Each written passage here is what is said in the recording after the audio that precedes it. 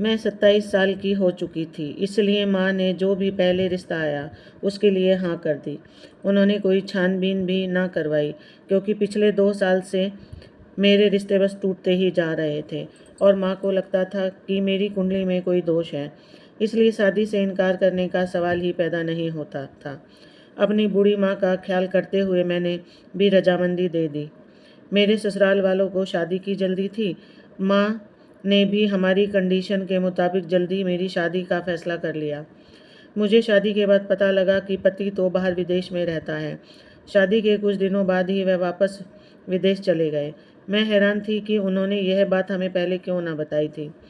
मैंने जब अपनी सास से पूछा कि आप लोगों ने पहले क्यों नहीं बताया, तो सास एकदम घबरा गई और बात का जवाब देने की बजाय बस नज़रअंदाज कर दिया।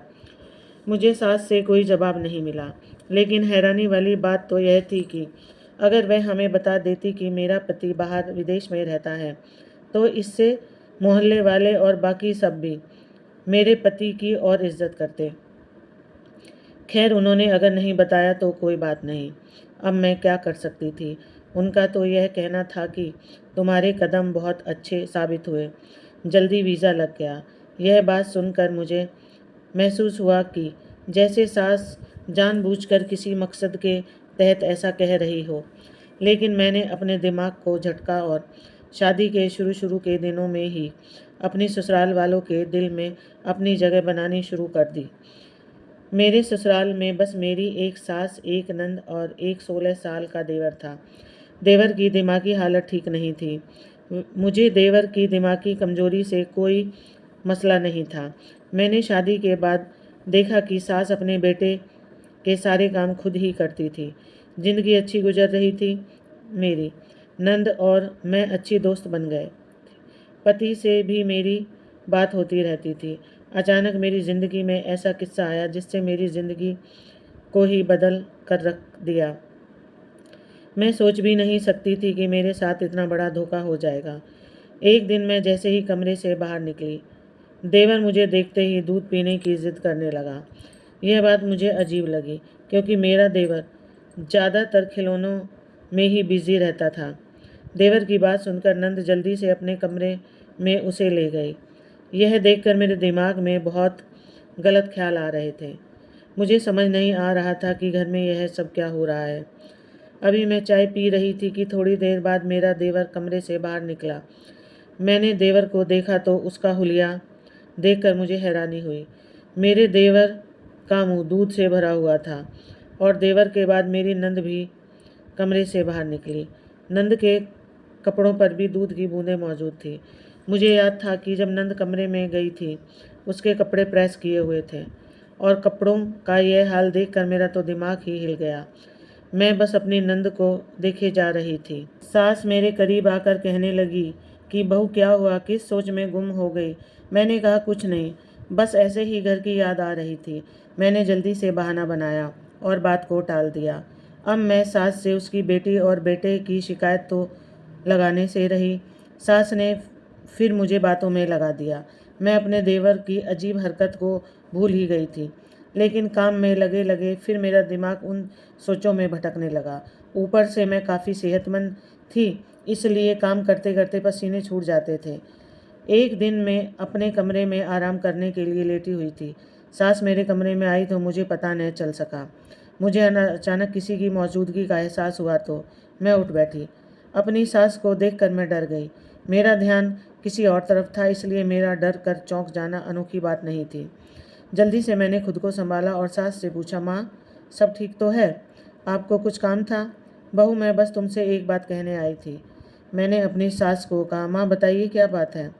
तब सास मुझे देखने के बाद आराम से बोली कि बहू मेरी बात का बुरा मत मानना। तुम जानती हो कि तुम्हारा जिस्म भरा भरा है, ऊपर से तुम्हारा देवर थोड़ा पागल सा है। इसकी दिमागी हालत ऐसी है कि वह कुछ भी बोल देता है। इसलिए तुम जब भी कमरे से बाहर निकलो तो अपने आप को अच्छी तरह से ढक कर निकला करो। वह खामोश हुई तो मैं उनका मुंह ताकने लगी। उन्होंने क्या कहा, उसकी बात पर मुझे जितनी हैरत होती उतनी ही कम थी। अगर वह पागल था तो उसे अस्पताल में दाखिल करते, लेकिन खैर सास की बात इतनी भी बुरी नहीं थी। मुझे वाकई ख्याल रखना चाहिए था। मैं अगर अपनी सास से सवाल करती तो न जाने वह मेरे बारे में क्या सोचती। मैंने खुद को समझाया कि सही तो कह रही है, मुझे अपने पहनने और उठने का ख्याल रखना चाहिए। इसके बाद मैंने सास को कुछ भी कहने का मौका ना दिया। मैं खुद पर अब ध्यान देने लगी। मैंने महसूस किया था कि सास अब काफ़ी भरोसेमंद नज़र आने लगी थी। एक दिन मेरी नंद और सास बाजार गई हुई थी। देवर सहन में बैठा क्रिकेट देख रहा था। अचानक देवर की चीख सुनकर मैं भागकर सहन में चली गई, मगर बाहर का मंजर देखा तो मेरे होश उड़ गए, क्योंकि देवर उस वक्त गीले कपड़ों में था और ज़ोर ज़ोर से चीख रहा था।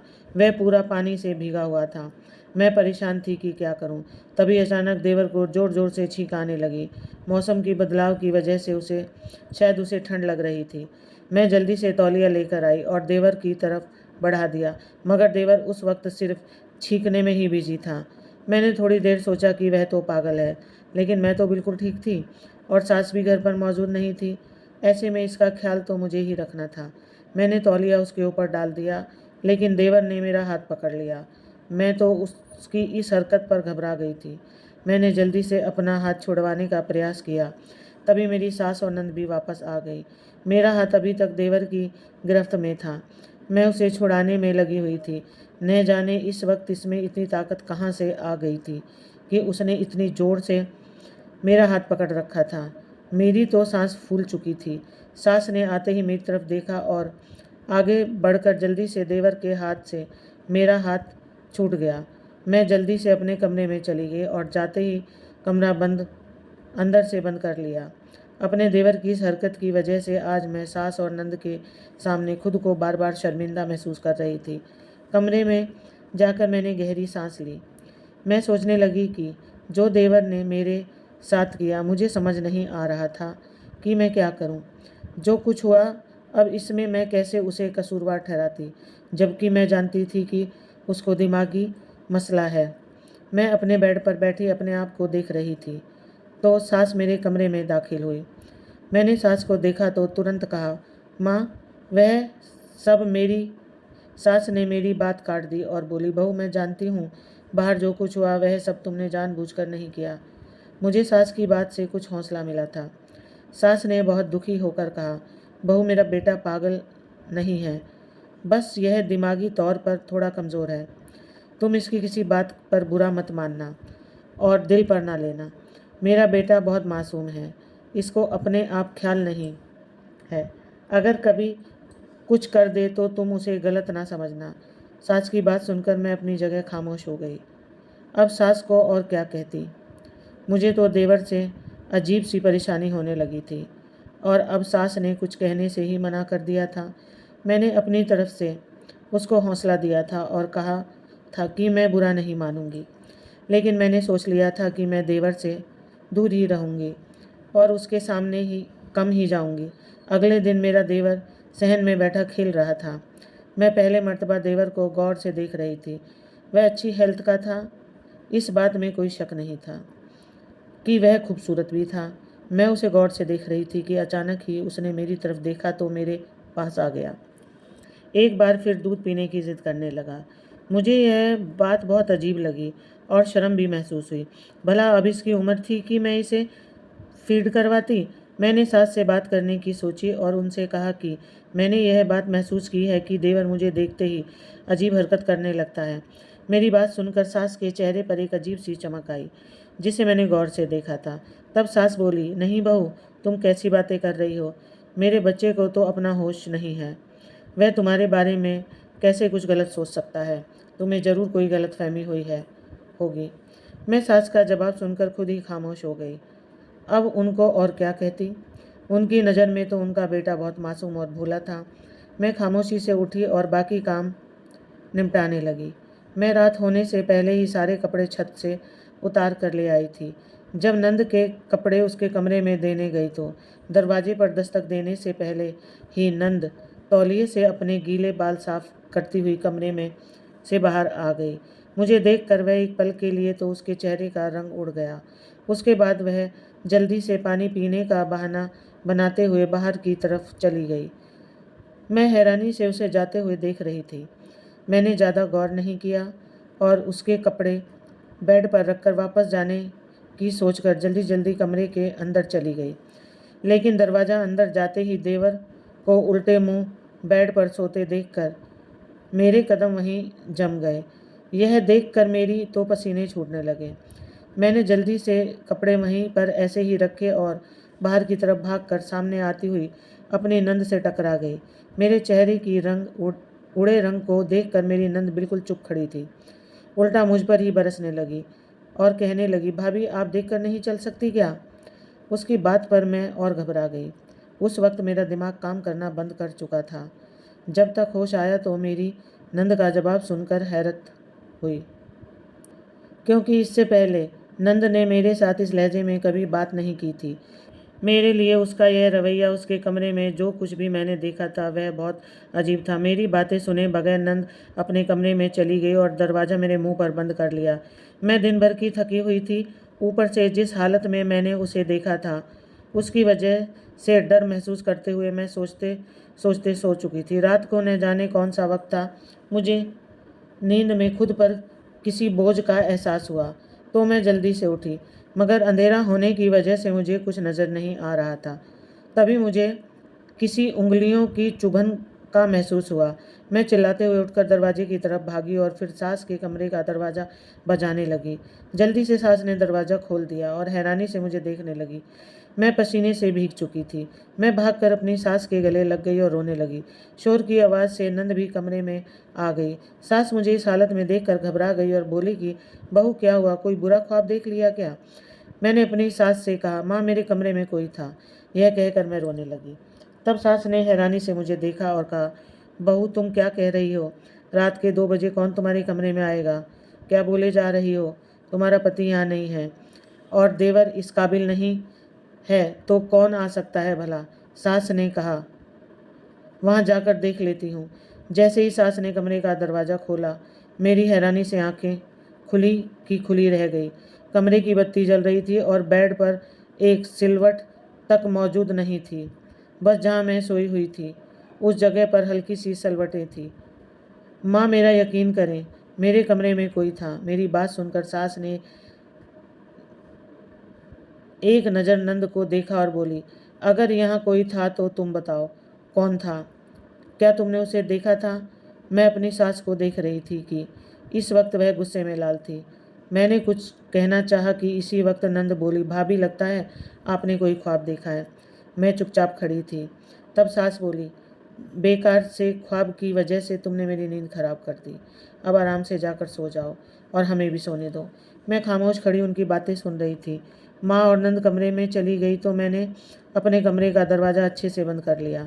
लेकिन खिड़की पर नज़र पड़ी तो वहाँ कोई साया था नज़र आया। गौर करने पर देखा कि इस वक्त कोई वहाँ से भागा था। मैंने जल्दी से खिड़की के पास जाकर देखा तो मेरे पैरों तले से ज़मीन निकल गई, क्योंकि दूसरी तरफ नंद खड़ी थी। तो क्या वह मेरी नंद का कोई आशिक था जो इससे मिलने के लिए आया था और गलती से मेरे कमरे में आ गया? क्या यह सब बस मेरे साथ ही मुझे परेशान करने के लिए किया जा रहा था? मुझे तो कुछ समझ नहीं आ रहा था कि यह सब क्या हो रहा था। पूरी रात मैंने ऐसे ही काट दी। अगली सुबह मेरी नंद खुशी खुशी अपने कमरे से बाहर आई और हमारे साथ नाश्ते के लिए बैठ गई। मुझे नंद के रवैये में कोई बदलाव सा महसूस हुआ।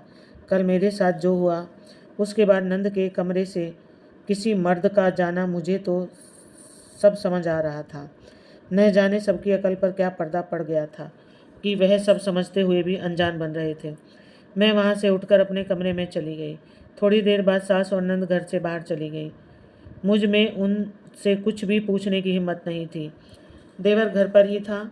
इससे पहले कि मुझे देखकर वह अपनी फरमाइश करता, मैं जल्दी से अपने कमरे का दरवाज़ा बंद करके बैठ गई। काफ़ी देर गुजरने के बाद मेरी नज़र खिड़की के बाहर गई तो सास और नंद किसी मर्द के साथ खड़ी बातों में मशरूफ़ थी। मुझे उनकी बात करने के अंदाज पर कुछ शक हुआ तो मैं दबे पाँव कमरे से बाहर निकली और जल्दी से चादर लेकर सास और नंद के पास जाने लगी। फिर मैं दूसरी दीवार के पास खड़ी होकर उनकी बातें सुनने लगी और जो बात उनके बीच चल रही थी वह सुनकर मैं उल्टे कदम वापस अपने कमरे में भाग आई और अंदर से दरवाज़ा बंद कर लिया। मैं लंबी लंबी सांसें लेने लगी और मेरा दिल बहुत तेज़ धड़क रहा था, क्योंकि मैं जाने अनजाने में किसी साजिश का शिकार होने वाली थी। अचानक कमरे का दरवाज़ा तेज़ तेज़ बजने लगा।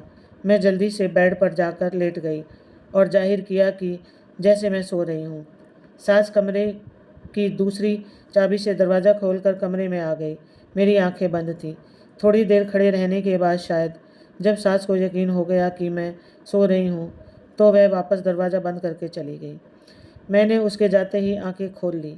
मुझे यकीन था कि मेरी सास इस बात का पता करने आई थी कि मैं सो रही हूँ या नहीं।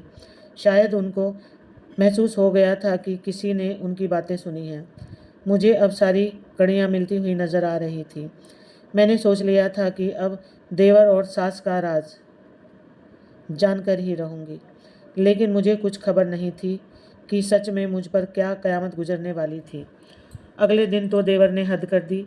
वह मेरे पास आकर बैठ गया। इससे पहले कि वह मुझे हाथ लगाता मैंने उसे धक्का दे दिया और वापस कमरे में भाग गई। अब मुझे इस घर में रहना बहुत मुश्किल लग रहा था। पति भी अब मुझसे कांटेक्ट में नहीं था कि उसे कुछ कह सकती। मेरा मायका दूर था और सास तो कभी मुझे अपने घर में जाने नहीं देती।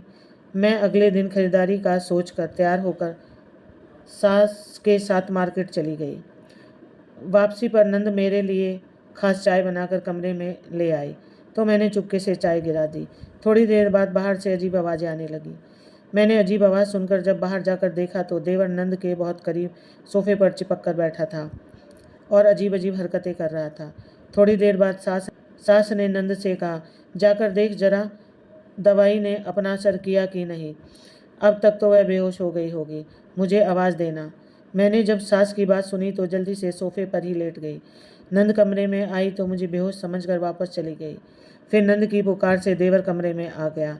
सास ने कहा, बस आज हिजाब से जान छूट जाएगी। कितने पापड़ बेलने पड़े हैं इस लड़की के लिए। मैं दिल में डर से सोच रही थी कि जो प्लान उन्होंने बनाया था कहीं उल्टा ही ना हो जाए, क्योंकि मैंने पुलिस को खबर कर दी थी। क्योंकि सास और नंद की अजीब हरकतों को देखकर जब मैंने पड़ोसियों से उनके बारे में बातें सुनी तो मेरी रूह कांप गई कि ये लोग इतने करीबी रिश्ते को कभी बदनाम कर रहे हैं। इससे पहले कि मेरा देवर मुझे हाथ लगाता मैंने अचानक आंखें खोली और उसके मुंह पर खींच कर थप्पड़ मारा। इससे पहले कि वे लोग मेरे साथ कुछ गलत करते पुलिस ने आकर उन सबको गिरफ्तार कर लिया। पुलिस ने उन लोगों को और मेरे पति को, जो दूसरे मुल्क में नहीं बल्कि दूसरे शहर में था, अपनी हिरासत में ले लिया। गिरफ्तारी पर उसने गुस्से में आकर मुझे तलाक दे दी। वे लोग कोई माँ बेटा नहीं थे बल्कि वह एक गैंग था। वे लोग शादी के बाद ही देवर बनाकर मासूम लड़कियों की ज़िंदगी बर्बाद करते और लड़कियां इनके झांसे में आकर फंस जाती, उसे ब्लैकमेल करते क्योंकि ये उन्हें बेहोश करके उनकी रिकॉर्डिंग करते और लड़कियां बदनामी के डर से इनका हर काम करने को तैयार हो जाती। फिर मैं अपने घर चली गई। मेरी माँ ने मेरी दोबारा शादी करवा दी और इस दौरान माँ को बहुत सारी परेशानियों का सामना करना पड़ा क्योंकि तलाकशुदा होने की वजह से सब मुझे गलत ही समझते थे। लेकिन मेरी माँ के गांव की दोस्त जब उनसे मिलने आई और उन्होंने सब जानने के बाद माँ से मेरा हाथ मांग लिया और शादी के बाद अपने पति का रवैया देखकर मुझे यकीन हो गया कि इस दुनिया में अगर बुरे लोग हैं तो अच्छे लोग भी मौजूद हैं। बस यही सबसे बड़ी गुजारिश है कि पैसे की चकाचक देखकर अंधाधुंध रिश्ते ना करें, बल्कि सारी छानबीन के बाद